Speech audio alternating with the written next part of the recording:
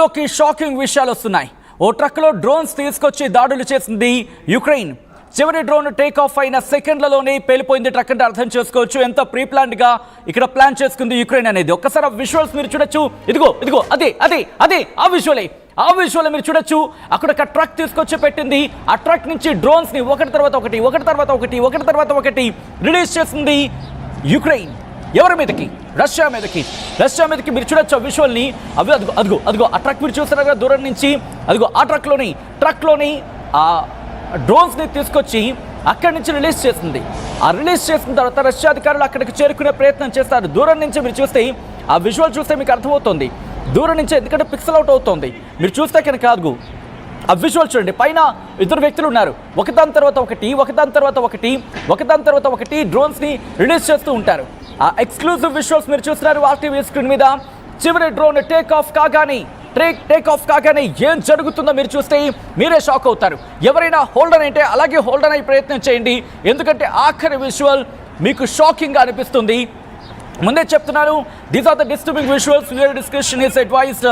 ఈ కథను మిమ్మల్ని కాస్త కలవరపరచవచ్చు, అయితే మిమ్మల్ని కలవరపాటు గురి చేయడం ఆర్టీవీ ఉద్దేశం కాదు. కానీ ఇటువంటి కథనాలు చూసినప్పుడు కాస్త కలవరపాటు గురి అవకాశం ఉంటుంది. కాబట్టి దీనికి సంబంధించి తగిన జాగ్రత్తలు తీసుకోవాలని ఆర్టీవీ సూచించడం జరుగుతుంది. ఒకసారి ఆ విజువల్ని మీరు చూసే ప్రయత్నం అదిగో మీరు చూడొచ్చు.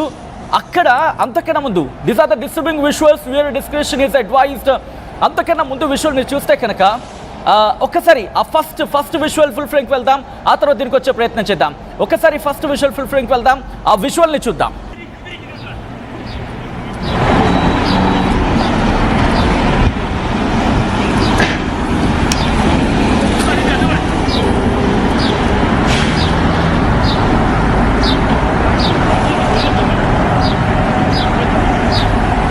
అదిగో ఆ విజువల్ మీరు చూస్తున్నారు కదా. ఇదైన తర్వాత I request next visual. Drone బయటకు వస్తుంది. ఆ డ్రోన్ బయటకు వచ్చే విజువల్ కూడా మరి కాసేపట్లో నేను మీకు చూపించబోతున్నాను. అంతకన్నా ముందు ఇంకొక విజువల్ ఉంటుంది. ఐ రిక్వెస్ట్ ఒక్కసారి చెక్ చేసి ప్లే చేసే ప్రయత్నం చేయండి. ఆ తర్వాత ఈ సెకండ్ విజువల్కి వెళ్దాం. Not this. ఐ రిక్వెస్ట్ ఒక్కసారి డ్రోన్ బయటకు వస్తుంది. ట్రక్ నుంచి డ్రోన్ బయటకు వచ్చే విజువల్ని చూపించే ప్రయత్నం చేద్దాం. ఆ తర్వాత దీనికి వెళ్ళే ప్రయత్నం చేద్దాం. మరి కాసేపట్లో ఆ డ్రోన్ విజువల్ మీకు చూపిస్తాను. ఆ తర్వాత మీకు అర్థమవుతుంది. బట్ ఆ విజువల్ని కూడా చూపిస్తాను. ఎందుకంటే చాలా మందికి అనుమానం కలగచ్చు, ఆ ట్రక్ నిజంగా డ్రోన్లనే తీసుకువెళ్తుందా లేదా అనేది చెప్పి. ఆ అనుమానాన్ని పటాపంచలు చేసే ప్రయత్నం చేస్తాను మరి కాసేపట్లో విజువల్తో సైతం చూపించి. మీరు విజువల్ చూడొచ్చు. ఆ ట్రక్ మీరు చూస్తున్నారు కదా, అక్కడ ఇద్దరు ఉన్నారు. కొంతమంది పైన ఉన్నారు, కొంతమంది కింద ఉన్నారు, కొంతమంది అది చూస్తున్నారు. ఇదిగో ఆ రెండో విజువల్ ఫుల్ ఫ్రేమ్కి వెళ్ళే ప్రయత్నం చేద్దాం. అదిగో మీరు చూడొచ్చు ఆ ట్రక్. ఒకసారి రెండో విజువల్ ఫుల్ ఫ్రేమ్కి వెళ్ళండి. అదుగు మీరు చూస్తే అధికారులందరూ అక్కడికి చేరుకున్నారు.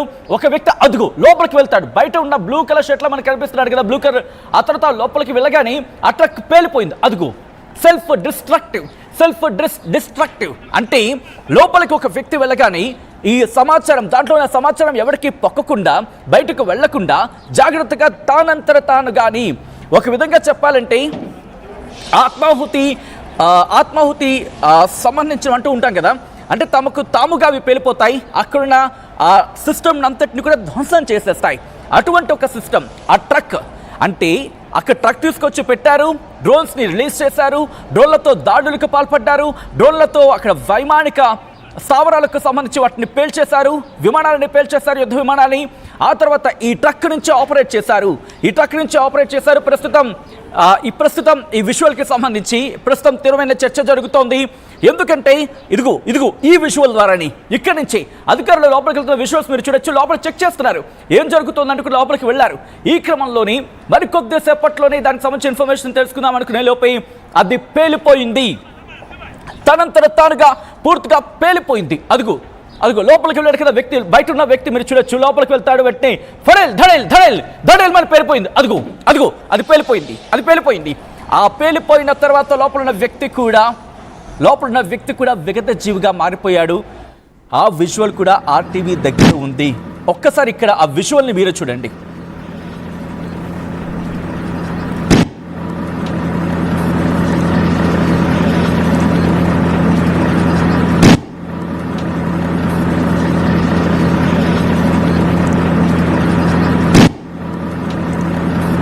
అదిగో మీరు చూసారు కదా శబ్దం ఏ స్థాయిలో ఉందో. ఇది యుక్రెయిన్ రష్యా మీద జరిపిన అతిపెద్ద డ్రోన్ దాడి కింద మాట్లాడుకుంటున్న పరిస్థితి. దీని మీద రష్యా కూడా రియాక్ట్ అయింది, రష్యా కూడా ధృవీకరించింది. ఎస్, డ్రోన్లతో యుక్రెయిన్ దాడికి పాల్పడిందంటూ కూడా రష్యా కూడా అంగీకరించిందంటే ఈరోజు డ్రోన్ దాడి ఏ స్థాయిలో రష్యాకు విధ్వంసాన్ని సృష్టించి ఉంటుందో అర్థం చేసుకోవచ్చు. రిమెంబర్, ఇవాళ రష్యాలోని ఎయిర్ బేస్, సబ్మెరైన్ బేస్లపై యుక్రెయిన్ దాడులకు పాల్పడింది. యుక్రెయిన్ డ్రోన్ దాడుల్లో 40కి పైగా ఎయిర్ క్రాఫ్ట్లు ధ్వంసమయ్యాయి. ఇక్కడ ఇంకొక మాట నేను చెప్పే ప్రయత్నం చేస్తున్నాను. మరీ ముఖ్యంగా ఈ ఎయిర్ క్రాఫ్ట్లు ఏవైతే ధ్వంసమయ్యాయో అవి న్యూక్లియర్ బాంబులను తీసుకెళ్లగలవు. న్యూక్లియర్ బాంబులను తీసుకెళ్లే సామర్థ్యం ఉన్న ఎయిర్ క్రాఫ్ట్లవి, యుద్ధ విమానాలవి. వాటిని పేల్చేసింది ఈరోజు. సబ్మెరైన్ బేస్ల మీద యుక్రెయిన్ దాడులకు దిగింది. 3 ఏళ్లుగా 2022 ఫిబ్రవరి నుంచి ఆ యుద్ధం జరుగుతోంది. ఈ 3 ఏళ్ల సంధిలో, ఈ 3 ఏళ్ల కాలంలో ఎప్పుడూ జరగనంత దారుణం, ఎప్పుడూ జరగనంత విధ్వంసం, ఎప్పుడూ జరగనంత వ్యూహాత్మకం, ఎప్పుడూ జరగనంత డ్రోన్ల దాడి తీవ్రత ఇది ఈ రోజు జరిగిందంటూ కూడా చర్చ జరుగుతోంది. రిమెంబర్, ఎక్కడో 4000 కిలోమీటర్ల దూరంలో ఉన్న ఆ స్థలంలో, ఆ ప్లేస్లో దాడి జరిగింది అంటూ కూడా చర్చ జరుగుతుందంటే అర్థం చేసుకోవచ్చు. పక్కా ప్లాన్ ప్రకారమే రష్యా ఎయిర్ బేస్లపై యుక్రెయిన్ దాడికి తెగబడిందా? ప్రస్తుతం దీనికి సంబంధించి పెద్ద ఎత్తున చర్చ జరుగుతోంది. ఈ నేపథ్యంలో మీరు చూడొచ్చు, ఒక ట్రక్ని తీసుకువెళ్లారు. ఒక ట్రక్లో డ్రోన్లను తీసుకువెళ్ళి ఒక ప్లేస్లో దాన్ని ఏర్పాటు చేసిన తర్వాత, ఒక ప్లేస్లో దాన్ని నిల్చోబెట్టిన తర్వాత, ఆ తర్వాత అక్కడి నుంచి దాడులకు పాల్పడ్డారు. ఇది రిప్రజెంటేటివ్ వీడియోస్ మీకు సెకండ్ బాక్స్లో చూపించే ప్రయత్నం చేస్తున్నాం. రిప్రజెంటేటివ్ వీడియోస్ అవి. ఫస్ట్ బాక్స్లో మీరు చూస్తున్నారు కదా, అవి యథార్థమైన విజువల్స్. అవి ఈరోజు ఘటనకు సంబంధించి తార్కాణం. అవి అక్కడ మీరు చూస్తే కనుక ముందుగా ఆ ట్రక్లో డ్రోన్లను తీసుకొచ్చారు. కట్టల డ్రోన్లను పట్టుకొచ్చి దాంట్లో పెట్టి అక్కడి నుంచి ఒక్కొక్క డ్రోన్ని రిలీజ్ చేశారు. యాక్చువల్లీ ఆ విజువల్ కూడా ఉంది, బట్ కాస్త ఇబ్బందికర వాతావరణం, దాంట్లో కాస్త డిస్టర్బింగ్ విజువల్స్ కాస్త ఎక్కువగా ఉన్నాయి కాబట్టి వాటిని నేను మీకు చూపించలేకపోతున్నాను. బట్ ఆ విజువల్కి సంబంధించి ఒక్కొక్క డ్రోన్ కూడా ఆ ట్రక్ నుంచి బయటకు వచ్చి దాడికి పాల్పడింది. ఒకసారి ఆ దాడికి సంబంధించి విజువల్స్ చూద్దాం, ఆ పేలుడికి సంబంధించి కూడా.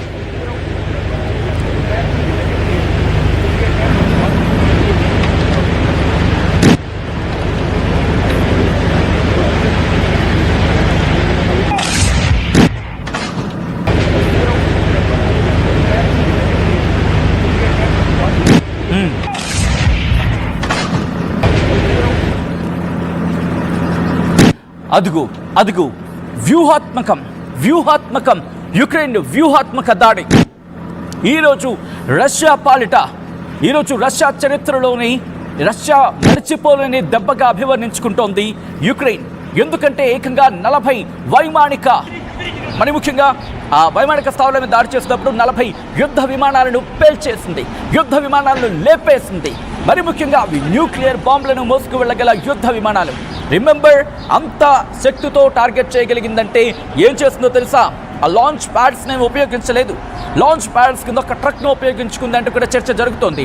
ఆ విజువల్ మీరు చూస్తున్నారు, అదేదో సాధారణమైన ట్రక్ ఏమో, లేకపోతే దాంట్లో సామాన్లు తీసుకువెళ్తున్నారేమో అనుకున్నారేమో. కాదు, అలా అయితే మీరు ట్రక్లో కాలేసినట్టే. ఎందుకంటే ఆ ట్రక్లో వెళుతోంది సాదా సీదా రవాణా కాదు, అది రవాణాకి కాదు. అక్కడ మరణ మృదంగాన్ని మోగించేందుకు, లేకపోతే యుక్రెయిన్ రష్యా మీద మరి భీకర దాడులకు పాల్పడేందుకు ఉపయోగిస్తున్న డ్రోన్లవి. రష్యాను భయభ్రాంతులకు గురి చేసేందుకు, రష్యాపై దాడి చేసేందుకు యుక్రెయిన్ సిద్ధం చేసుకున్న ఆ డ్రోన్లవి. ఆ డ్రోన్లను అక్కడి నుంచే ప్రయోగించడం జరిగింది. ఎప్పుడైతే ఆ డ్రోన్లన్నీ వెళ్ళిపోయాయో అప్పుడు తనంతట తానుగా సెల్ఫ్ డిస్ట్రక్ట్ అంటూ ఉంటారు కదా, సెల్ఫ్గా ఇంకా చెప్పాలంటే కాస్త రిస్ట్రిక్టెడ్ వర్డ్స్ ఉన్నాయి కాబట్టి నా ఇంగ్లీష్ పదాలను ఉపయోగించట్లేదు. ఆత్మాహుతి అంటూ ఉంటారు కదా, ఆత్మాహుతిగా ఆ వెహికల్ని దాన్ని డిజైన్ చేసినట్టుగా ప్రస్తుతం మాట్లాడుకోవడం జరుగుతోంది. మీరు చూడొచ్చు, దాంట్లో డ్రోన్లకు సంబంధించి, దాంతోపాటు ఆ లాంచింగ్కి సంబంధించి ఆ ట్రక్లో ఉన్నవిగా చెప్పుకోవడం జరుగుతోంది. ఆ ట్రక్లో ఆ రైట్ సైడ్ విజువల్స్ చూస్తున్నారు కదా, అవన్నీ కూడా ట్రక్లో ఉన్న visuals. I think subject to the correction, ట్రక్లో ఉన్న విజువల్స్ రైట్ సైడ్ బాక్స్లో. అదిగో మీరు చూడొచ్చు ఆ లాంచ్ ప్యాడ్స్, అదిగో ఆ డ్రోన్ల సామాన్లు, డ్రోన్లతో పాటు వాటి లాంచింగ్ ప్యాడ్స్. అదిగో మీరు చూస్తే కనుక అవన్నీ దాంట్లోనే ఆ ట్రక్లో, ఇన్సైడ్ ఆఫ్ ట్రక్ విజువల్స్ మీరు చూస్తున్నారు. ఆ లోపల విజువల్స్ని ఫుల్ ఫ్రేమ్లోకి అదుగు ఒక్కొక్క విజువల్ ఇదంతా ట్రక్లోనే ఏర్పాటు చేశారు. 1 2 3 4 5 6 7 8 అలా దాదాపుగా మనకి 10 నుంచి 12 కనిపిస్తాయి. దాంతోపాటు డ్రోన్లకు సంబంధించి కూడా ఒక్కసారి ఆ విజువల్ చూస్తే అర్థమవుతోంది ఆ ట్రక్లో ఏ స్థాయిలో వాళ్ళు వాటిని ఏర్పాట్లు చేసుకున్నారనేది. కానీ ఇక్కడ రష్యా వ్యూహాత్మక తప్పిదం చేసిందా? ఎందుకు నేను ఈ మాట అంటున్నానంటే యుక్రెయిన్ దాడి చేసినప్పుడు దాన్ని ఎదుర్కోవడంలో రష్యా విఫలమైందా?